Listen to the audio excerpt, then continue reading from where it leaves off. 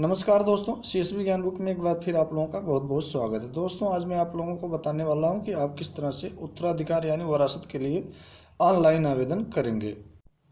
इसके लिए सबसे पहले आपको इस वेबसाइट पर आ जाना होगा और इसमें इसका लिंक अपने इस वीडियो के डिस्क्रिप्शन बॉक्स में दे दूंगा। आप लोग वहां से जब इस वेबसाइट पर आ जाएंगे तो यहाँ पर आप देख रहे हैं एक लिंक दिया गया है, उत्तराधिकार यानी वरासत हेतु आवेदन प्रपत्र। आपको इस पर क्लिक कर देना है। ठीक है, इस पर क्लिक करने के बाद आप लोगों के सामने कुछ तरह का इंटरफेस खुलकर आ जाएगा। आप ऊपर देख रहे हैं लिखा गया है उत्तराधिकार वरासत हेतु आवेदन प्रपत्र। आपको इस पर क्लिक कर देना होगा। तो चलिए हम इस पर क्लिक कर देते हैं। इस पर क्लिक करने के बाद आप लोगों के सामने अगला पेज खुलकर आ जाएगा। ठीक है, तो यहाँ पर अब आप लोग देख रहे हैं कि यहाँ सबसे पहले आपसे मोबाइल नंबर मांग रहा है, क्योंकि आपके मोबाइल पर एक OTP जाएगा। ठीक है, तो चलिए इसमें मैं कस्टमर का मोबाइल नंबर इंटर कर देता हूं। इसके बाद यहाँ से एक OTP भेजा जाएगा कस्टमर के मोबाइल पर। उसके बाद मैं OTP इंटर करके इसे लॉगिन कर लूँगा। तो चलिए मैं देख लेता हूं मोबाइल पे OTP आया कि नहीं। तो हमारे मोबाइल पर OTP आ भी गया है। अब मैं इसे इसमें इंटर कर दूँगा और इसके बाद यहाँ कैप्चा इंटर करूँगा और फिर लॉगिन करूँगा। ठीक है, तो चलिए मैं इसमें कैप्चा एंटर कर देता हूँ इस बॉक्स में और अब इसके बाद मैं इसे लॉगिन कर लेता हूँ। ठीक है, तो लॉगिन पर क्लिक करने के बाद आप लोगों के सामने जो है अगला पेज खुल जाएगा। इसके बाद क्या करना है, आप यहाँ ऊपर देख रहे हैं लिखा गया राजस्व संहिता की धारा 33(1) के उत्तराधिकार वरासत हेतु आवेदन प्रपत्र। ठीक है, आपको इसी पर क्लिक करना होगा। तो चलिए मैं इस पर क्लिक कर देता हूं। इस पर क्लिक करने के बाद आप लोगों के सामने नेक्स्ट पेज खुलकर आ जाएगा। आप लोग यहां देख रहे हैं अगला पेज खुलकर आ भी गया है। अब इसके बाद आपको सबसे पहले यहां देखिए इस बॉक्स में पूछ रहा है आवेदक का नाम। तो जिसके नाम से आप वरासत करवाना चाहते हैं उसका नाम यहाँ पर लिख देंगे। ठीक है, तो चलिए मैं इस कॉलम में आवेदक का नाम लिख देता हूँ। आवेदक का नाम लिखने के बाद आवेदक के पिता या पति का नाम भी लिखना होगा। ठीक है, तो चलिए इसमें आवेदक के पति का नाम लिख देता हूं। अब इसके बाद आवेदक उत्तर प्रदेश के बाहर का है तो यस करेंगे, अन्यथा नो कर देंगे। ठीक है, तो चलिए आवेदक उत्तर प्रदेश का है तो हम यहाँ पर नो कर देते हैं। और इसके बाद आवेदक का जो है आधार नंबर आप यहाँ इस कॉलम में इंटर कर देंगे। ठीक है, तो चलिए मैं इसमें आवेदक का आधार नंबर भी इंटर कर देता हूं। आधार नंबर डालने के बाद आपको यहां पर देखिए मोबाइल नंबर भी मांग रहा है, तो आप यहां पर मोबाइल नंबर भी इंटर कर देंगे। और इसके बाद आपको क्या करना है, मंडल चुनें। ठीक है, आप नीचे देख रहे हैं यहां से आप अपना मंडल चुन लेंगे और इसके बाद जिला, और अब इसके बाद आप तहसील यहाँ से सिलेक्ट कर लेंगे। ठीक है, और इस कॉलम में देखिए पता लिखा है, पूरा एड्रेस आप यहाँ पर डाल देंगे। ठीक है, और इसके बाद इसे सुरक्षित कर देंगे। तो चलिए मैं पूरा एड्रेस यहाँ पर डाल देता हूँ। पता डालने के बाद अब आपको क्या करना है, यहाँ देखिए नीचे लिखा गया है सुरक्षित करें। ठीक है, आपको सुरक्षित करें पर क्लिक करना होगा। इसके बाद जब आप क्लिक कर देंगे इस पर तो अगला पेज खुलकर आ जाएगा। अब आपको दूसरा स्टेप जो है उसको पूरा करना होगा। ठीक है, इस पेज पर आने के बाद अब आपको सबसे पहले यहाँ देखिए लिखा गया उत्तराधिकार का आधार। यहाँ से आप महिला या पुरुष को सिलेक्ट कर लेंगे। ठीक है, महिला पुरुष को सिलेक्ट करने के बाद फिर आपके सामने यहाँ से चयन करें पर जब क्लिक करेंगे तो इसमें देखिए लिखा गया है खातेदार की मृत्यु। ठीक है, आपको इसको सिलेक्ट कर लेना है और इसके बाद खातेदार का नाम। ठीक है, यानी जिसकी मृत्यु हो चुकी है। ठीक है, इसमें आवेदक का नाम नहीं लिखना है, खातेदार का नाम इसमें लिख देना है। ठीक है, तो चलिए मैं यहाँ पर खातेदार का नाम लिख देता हूँ और इसके बाद यहाँ तिथि पूछ रहा है। ठीक है, खातेदार की जो मृत्यु किस तिथि को हुई थी तो आप यहाँ से जो है वो तिथि सिलेक्ट कर लेंगे। ठीक है, अगर आपके पास मृत्यु प्रमाण पत्र होगा तो उसमें आप देख लेंगे या कस्टमर से पूछ लेंगे। ठीक है, जो भी डेट वो बताते हैं उस डेट को इसमें आप इंटर कर देंगे। ठीक है, तो यहाँ से आप वो मृत्यु का दिनांक सिलेक्ट कर लेंगे। तो चलिए मैं यहाँ से वो तिथि सिलेक्ट कर लेता हूँ। तिथि सिलेक्ट करने के बाद आपको इस कॉलम में खातेदार के पिता का नाम यहाँ पर लिखना होगा। तो चलिए मैं यहाँ पर खातेदार के पिता का नाम भी लिख देता हूँ। और इसके बाद आपको मृतक को संपत्ति प्राप्त होने का स्रोत जो भी होगा उत्तराधिकार से या स्वयं अर्जित की गई, ठीक है।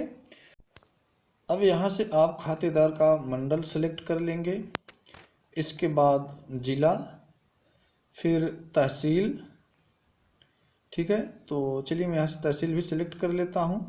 इसके बाद परगना भी आप यहाँ से सिलेक्ट कर लेंगे, ठीक है, जो भी खातेदार का परगना होगा। और इसके बाद ग्राम, ठीक है, आप यहाँ से खातेदार का जो ग्राम होगा, ठीक है, उसको आप यहाँ से सिलेक्ट कर लेंगे।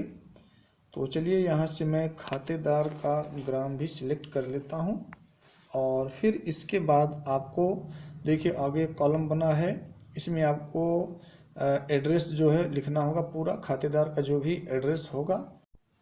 तो चलिए हम यहाँ खातेदार का पूरा एड्रेस लिख देते हैं। और इसके बाद आगे देखिए कॉलम बना हुआ है खातेदार का आधार नंबर, अगर है तो डाल देंगे, अगर नहीं है तो कोई ज़रूरी नहीं है, ठीक है। और इसके बाद मोबाइल नंबर, ठीक है। तो चलिए हम यहाँ पर देखिए एड्रेस पूरा लिख दिए हैं। तो चलिए यहाँ हम खातेदार का आधार नंबर इंटर कर देते हैं और इसके बाद अगले कॉलम में मोबाइल नंबर भी इंटर कर देते हैं, ठीक है। तो यहाँ पर हम खातेदार का मोबाइल नंबर अगर है तो डाल देंगे, अन्यथा आप छोड़ भी सकते हैं, ठीक है। मोबाइल नंबर डालने के बाद आप यहाँ देखिए जो सुरक्षित करें है, इस पर आपको क्लिक करना होगा। तो आपके सामने अगला पेज खुलकर आ जाएगा, ठीक है।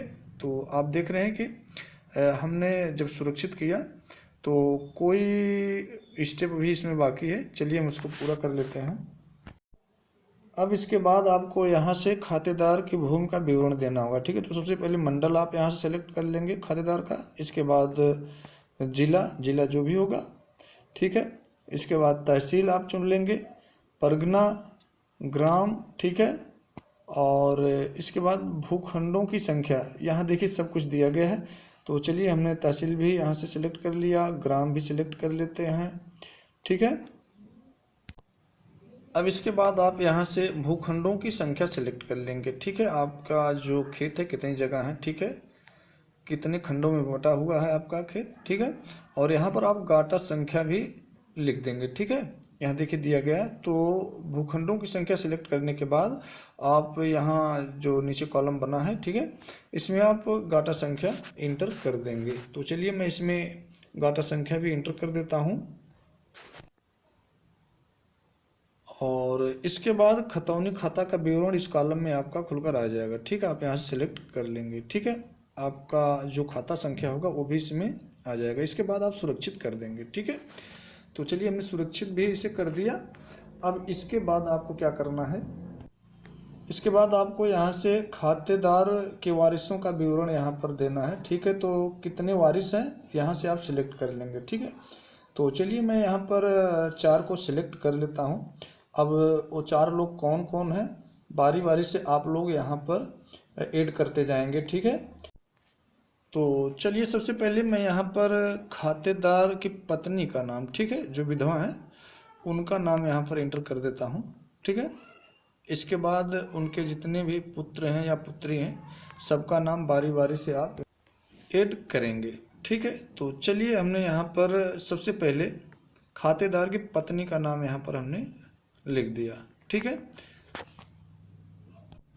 अब इसके बाद यहाँ पर पिता पद या संरक्षक को सिलेक्ट कर लेंगे, फिर यहाँ नाम लिख देंगे, ठीक है। इसके बाद आप यहाँ से जो है वारिस की उम्र सिलेक्ट कर लेंगे, वारिस की उम्र कितनी है, ठीक है, जो भी हो आप यहाँ से सिलेक्ट कर लेंगे उनके प्रूफ को देखकर, ठीक है। आधार कार्ड हो या परिवार रजिस्ट्री की नकल हो, जो भी हो आप उसमें देख लेंगे, उसी के हिसाब से यहाँ पर सिलेक्ट कर लेंगे। और इसके बाद खातेदार से संबंध जो है, ठीक है, तो यहाँ हमने विधवा सिलेक्ट कर लिया है, ठीक है।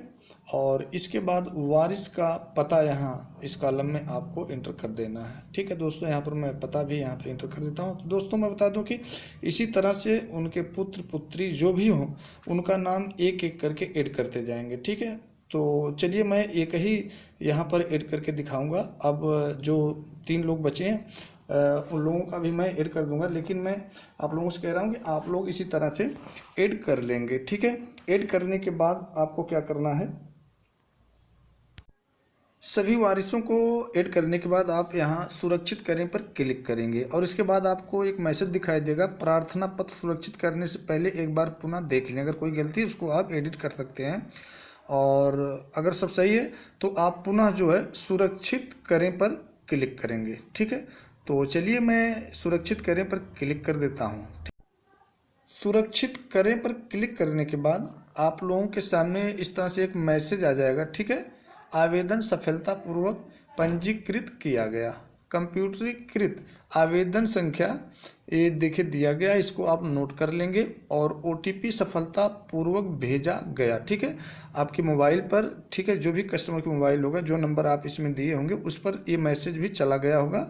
ठीक है, आप उसको देख लेंगे और ये लेखपाल की ID में सीधे चला जाएगा। ठीक है, इसके बाद सारी प्रक्रिया जो भी होगी वो लेखपाल को करना है, जो भी रिपोर्ट होगी वो लेखपाल ही लगाएंगे। ठीक है, तो दोस्तों इस तरह से आप जो है घर बैठे ही वरासत के लिए ऑनलाइन आवेदन कर सकते हैं। दोस्तों अगर वीडियो अच्छी लगी हो तो चैनल को जरूर सब्सक्राइब करें। तो दोस्तों आज के लिए बस इतना ही, नमस्कार।